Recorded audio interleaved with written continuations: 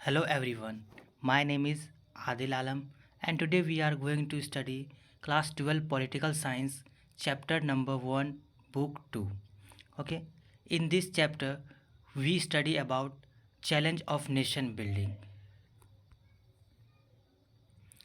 Book 2 describe the challenges of after 1947. Now the first topic is challenge for the new nation. At the hour of midnight on 14-15 August 1947 India attend independence. जैसा कि हम लोग को पता है 14-15 अगस्त 1947 के मध्य रात्रि में इंडिया इंडिपेंडेंस यानी स्वतंत्र हुई और सब पहले प्रधानमंत्री के रूप में हमें कौन मिले?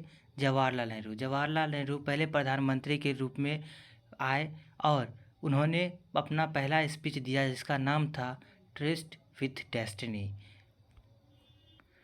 और ये जो मूवमेंट था ये हर भारतीय को इंतज़ार था कि कब हम लोग को आज़ादी मिले और कब हम अपनी ज़िंदगी को अच्छे ढंग से जिए। लेकिन ज़िंदगी जीने के लिए हमें अपने नेशन को बिल्ड भी करना बहुत ज़रूरी होता है। तो बहुत सारे गोल्स थे जिसमें से दो गोल्स में सभी एग्री करते थे। पहला था कि there were two goals almost every one agreed upon. तो दो गोल ऐसे थे जिसमें सभी लोग अपना सहमति जताते थे। One that after independence we shall run our country through democratic government. तो जैसे ही हम लोग आज़ादी पा लेंगे तो हम अपना गवर्नमेंट किस तरह से रन करेंगे? डेमोक्रेटिक वे में।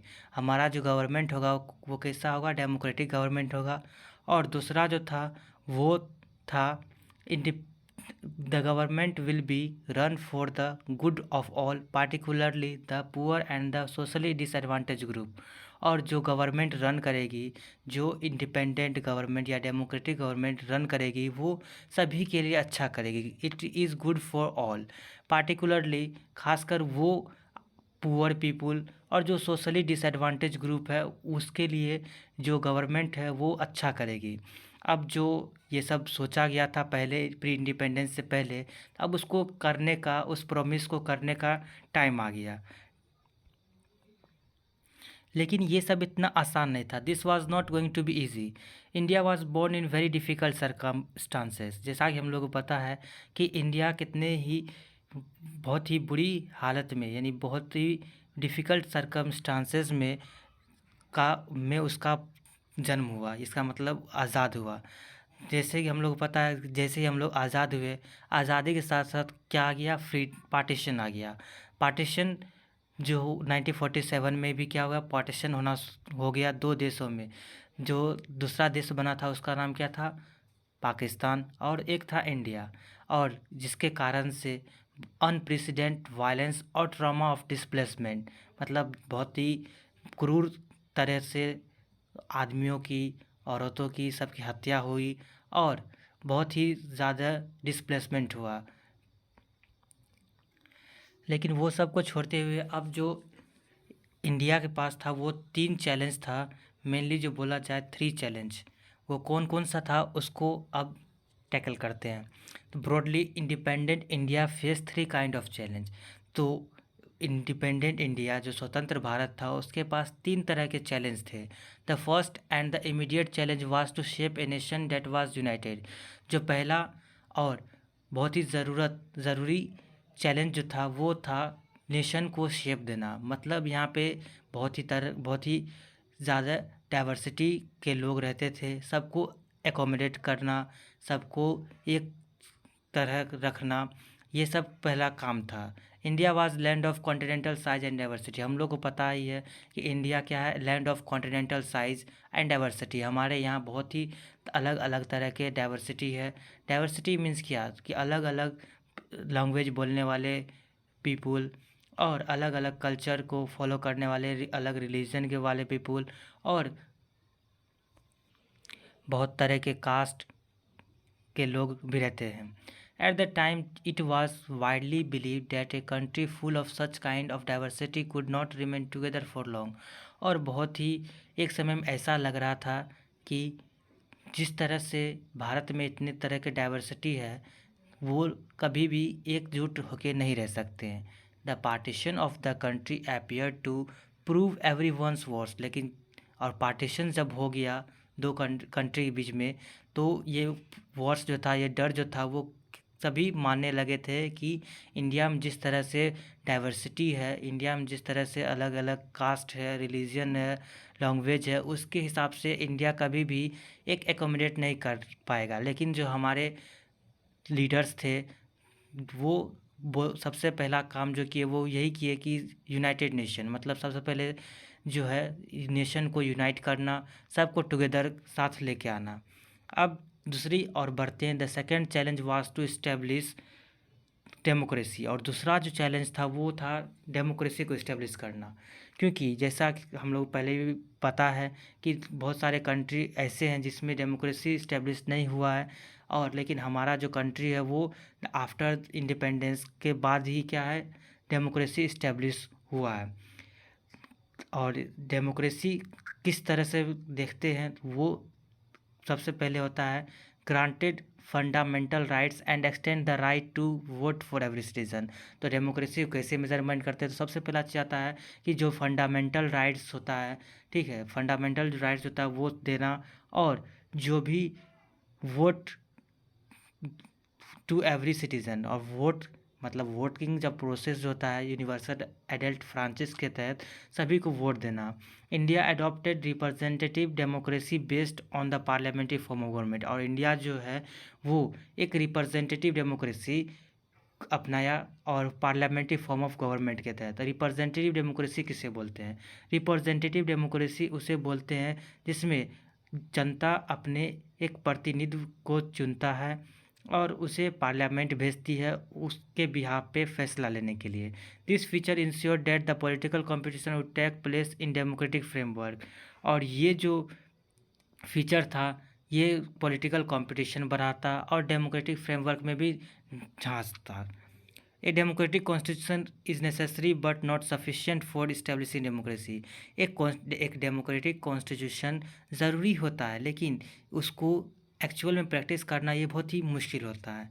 The challenge was to develop democratic practice in accordance to the constitution, और चैलेंज यही था कि डेमोक्रेटिक प्रैक्टिसेस हो अकॉर्डिंग टू कॉन्स्टिट्यूशन, जिस तरह से कॉन्स्टिट्यूशन में लिखा गया लॉ है, बातें हैं, वो सभी क्या हो, एक्चुअल में प्रैक्टिस हो, तभी जाके कॉन्स्टिट्यूशन का बात हो, महत्व पता चलता है। अगर कोई भी चीज़ मान के चलो लिख दिया जाए, ठीक है, तो और वो प्रैक्टिस हुआ ही नहीं, तो उसका लिखा हुआ क्या हो, बेकार हो जाता है। जैसे आप लोग पढ़ रहे हैं, अगर आप लोग पढ़ रहे हैं तो आप अपनी ज़िंदगी में उसको नहीं उतारिएगा, आप अपनी ज़िंदगी में उसको प्रैक्टिस नहीं कीजिएगा, तो आपका पढ़ना बेकार है। जो आप पढ़ रहे हैं वो अपने अंदर उसको उतारिए और उसको एक्चुअल में प्रैक्टिस कीजिए, ठीक है। तो तीसरा चैलेंज की तरफ बढ़ते हैं। तीसरा चैलेंज जो था वो था, the third challenge was to ensure development and wellbeing of the entire society and not only of some section. तीसरा जो चैलेंज था वो था डेवलपमेंट, ठीक है। तो डेवलपमेंट जो चैलेंज था वो था कि सभी लोग, जो भी पुअर से पुअर पीपुल हो, और सभी सोसाइटी के, इंटायर सोसाइटी के लिए क्या हो, डेवलपमेंट हो। Laid down the principle of equality and special protection to socially disadvantage group, और सभी के लिए प्रिंसिपल ऑफ इक्वालिटी सेट किया जाए, और जो भी डिसएडवांटेज ग्रुप है उसके लिए प्रोटेक्शन दिया जाए। और रिलीजियंस एंड कल्चर कम्युनिटीज़, जो भी डिसएडवांटेज हो groups, religious and culture communities पे। The constitution also set out in the directive principle of state policy and welfare of goals that democratic politics must achieve। और constitution भी हमारा क्या करता है, DPSP, जिसको हम लोग बोलते हैं directive principle of state policy, ये सेट करता है, जिसके तहत जो है सभी के लिए डेवलपमेंट ज़रूरी होता है। इन डेमोक्रेटिक में सभी के लिए वेलफेयर गोल्स सेट किया जाता है, ठीक है। The real challenge now was to evolve effect policies for economic development and addiction of poverty. और जो रियल चैलेंज था वो था अब इफ़ेक्टिव पॉलिसीज़ को लाना जिसके तहत इकोनॉमिक डेवलपमेंट हो और जो भी पॉवर्टी हो वो क्या हो, वो ख़त्म हो। In this chapter, we focus on the first challenge of nation building that occupied its center stage in the year immediately after independence. तो इस चैप्टर में हम लोग फर्स्ट चैलेंज को पढ़ेंगे, जिसका क्या था, यूनाइटेड नेशन, मतलब नेशन को यूनाइट करना, बिल्ड करना। उसी के बारे में हम लोग पढ़ेंगे, किस तरह से कैसे बिल्ड करेंगे, किस कौन कौन सा चैलेंज था बिल्ड के समय में, उसी को देखेंगे। ठीक है, इसमें इसी को देख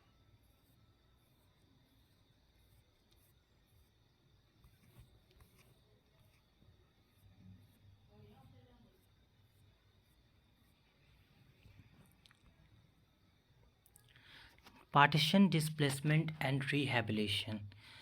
On 14-15 August 1947, not one but two nation-states came into existence, India and Pakistan. 14-15 अगस्त के दिन 14-15 अगस्त 1947 के दिन एक नहीं बल्कि दो नेशन एग्जिस्टेंस में आई थी, जिसका नाम था इंडिया और पाकिस्तान। इंडिया से ही अलग होके क्या बना था, पाकिस्तान बना था। पाकिस्तान जो है एक मुस्लिम कंट्री है, और वो मोहम्मद अली जिन्ना के सिफारिश पे ही बना था। उसी उन्हीं की वजह से ये पार्टीशन हुआ था। This was the result of partition, the division of British India into India and Pakistan. जो ब्रिटिश था वही क्या क्या इंडिया और पाकिस्तान को अलग किया गया था, और इसी को पार्टीशंस के नाम से बोला जाता है। और किस नेशन थ्योरी पे, तो टू नेशन थ्योरी पे जो है मुस्लिम लीग के लीडर मोहम्मद अली जिन्ना ने नेशन को बांटा था। India consisted of not one but two people, Hindu and Muslim. According to Muslim League, India was not only one people, but it has two people, that is Hindus and Muslims. That is why it demand Pakistan. इसी कारण से जो मोहम्मद अली जिन्ना थे वो पाकिस्तान का demand करना किए। ये separate country for the Muslim, वो चाहते थे क्या कि मुस्लिम के लिए एक सेपरेट कंट्री हो, जिसमें वो अपना रिक्वायरमेंट, अपना जो भी डिमांड हो उसको फुलफ़िल किया जा कर सके। The Congress oppose this theory and the demand for Pakistan. जो कांग्रेस था उस समय में, ठीक है, वो इस डिमांड को, इस थ्योरी को अपोज करते थे, और वो मना करते थे कि आप पाकिस्तान मत लीजिए और आप सभी एक ही में रहिए, एक ही साथ सब रहेंगे। लेकिन जो कुछ सेवरल पॉलिटिकल डेवलपमेंट जो 1940s के समय में होता है, जो कुछ सेवरल पॉलिटिकल डेवलपमेंट होता है 1940s समय में, जिसके कारण से जो कंपटीशन होता है कांग्रेस और मुस्लिम लीग के बीच में बढ़ जाता है और पाकिस्तान का क्रिएशन हो जाता है। अब समझते हैं प्रोसेस ऑफ पार्टीशंस। अब किस किस तरह से पार्टीशंस होता है ये लाइन बाय लाइन पढ़ेंगे और समझेंगे। ठीक है, पहले thus it was decided that what was till then known as India would be divided into two countries, India and Pakistan. तो सभी ने सोच लिया, डिसाइड कर लिया क्या, इंडिया का डिवीज़न होगा दो कंट्री में, पहला इंडिया और Pakistan. Such a division was not only very painful but also very difficult to decide and to implement. और ये जो डिवीज़न था वो दर्दनाक ही नहीं था, बल्कि बहुत ही ज़्यादा डिफ़िकल्ट था इसको इम्प्लीमेंट कैसे किया जाए। It was decide to follow the principle of religious majorities. तब जाके इस पे डिसीजन आया कि इसको डिवीज़न के लिए हम लोग किस चीज़ का इस्तेमाल करेंगे, प्रिंसिपल ऑफ रिलीजियस मेजोरिटीज़ को। This basically means that areas where the Muslim were in majority would make up the territory of Pakistan. जिस एरिया में ज़्यादा मेजोरिटी रहेगा मुस्लिम का, वो उस एरिया को, उस टेरिटरी को क्या करेंगे, पाकिस्तान के रूप में डाल देंगे। The rest was to stay with India. और जो रेस्ट बचेगा वो किस के तरह होगा, इंडिया से होगा। ठीक है, उसको क्या बोला जाएगा, इंडिया बोला जाएगा। The idea might appear simple but it presented all kind of difficulties. ये जो आइडिया था अकॉर्डिंग टू मेजोरिटी रिलीजियस, ये सिंपल था, लेकिन इसका जो रिज़ल्ट था, इसका जो प्रेजेंट था वो बहुत ही ज़्यादा डिफ़िकल्ट था। क्योंकि first of all there was no single belt of Muslim majority areas in British India. पहला जो यही था कि कोई भी बेल्ट ऐसा नहीं था जिसमें मुस्लिम मेजोरिटी था ब्रिटिश इंडिया के समय में। There were two areas of concentration, इसीलिए जो है उस समय में दो एरिया कंसंट्रेशन किया गया। पहला था one in the west and one in the east. पहला जो था वो वेस्ट था और दूसरा जो क्या था ईस्ट था। There was no way this two parts could be join, और ये ऐसा मुमकिन ही नहीं था कि दोनों पार्ट को, जो ईस्ट है और वेस्ट है, उस दोनों को ज्वाइन कर सके। इसीलिए शुरुआत में पाकिस्तान को दो पाकिस्तान बनाया गया, जिस पहला नाम था वेस्ट और East Pakistan, separated by long expansion of Indian territory, जो दोनों टेरिटरी के बीच में एक्सपेंशन था। Secondly, not all Muslim majority areas wanted to be Pakistan.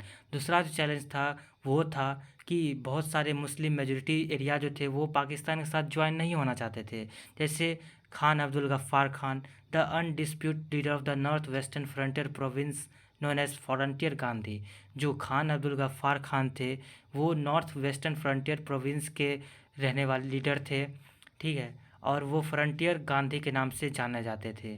Was staunchly oppose that two nation theory, और वो टू नेशन थ्योरी को अपोज भी करते थे। Eventually his voice was simply ignored and the NWFP was made to merge with Pakistan. और जो उसका voice था, जो खान अब्दुल गफ्फार खान बोल रहे थे कि हमें पाकिस्तान के साथ नहीं मिलना है, हमें टू नेशन थ्योरी नहीं मानना है, अपोज कर रहे थे, वो अब उसकी वॉइस को, उसकी आवाज़ को इग्नोर कर दिया जाता है और नॉर्थ फ्रंटियर प्रोविंस को उसके साथ मिला लिया जाता है पाकिस्तान के साथ। और तीसरा जो चैलेंज आता है वो आता है, third problem was that two of the Muslim majority provinces of British India, Punjab and Bengal, और दो जो मुस्लिम मेजोरिटी प्रोविंस होता है वो ब्रिटिश इंडिया के समय में वो होता है पंजाब और Bengal, had very large areas where the non Muslim were in majority. तो पंजाब और बंगाल उस समय के बहुत ही बड़े एरिया के रूप में आते थे।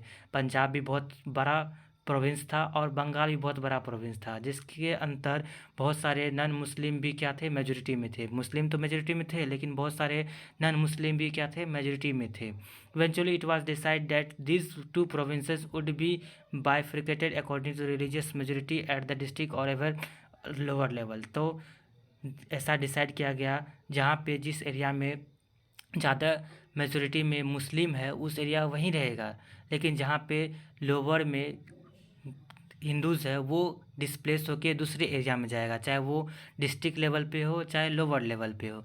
This decision could not be made the by the mid night of 14-15, और ये जो डिसीजन था जो था ये रात के 14-15 अगस्त को नहीं लिया गया था, बल्कि ये बहुत ही पहले लिया गया था।